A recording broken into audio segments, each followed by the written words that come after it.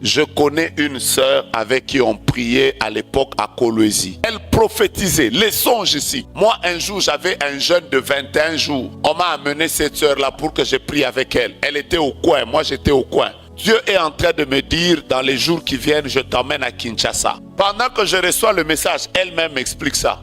Elle me dit, papa, pendant ce temps, tu es en train de recevoir un message où l'Esprit de Dieu te dit que tu dois aller à Kin. Là où j'étais, j'ai crié. Je l'ai prise, je l'ai amenée chez notre berger. J'ai dit à notre berger, cette sœur ici, et les songes, et les prophéties, quelle exactitude. Vous savez, ce jour-là, j'étais très confus.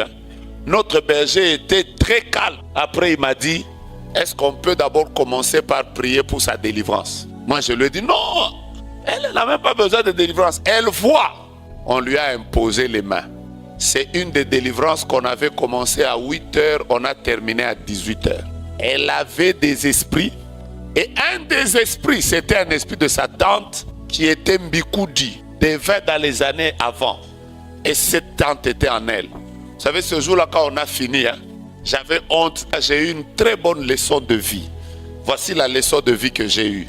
C'est que même quand quelqu'un prophétise comment, moi, il ne m'impressionne pas. Parce que quelqu'un peut beaucoup prophétiser, mais avec des démons.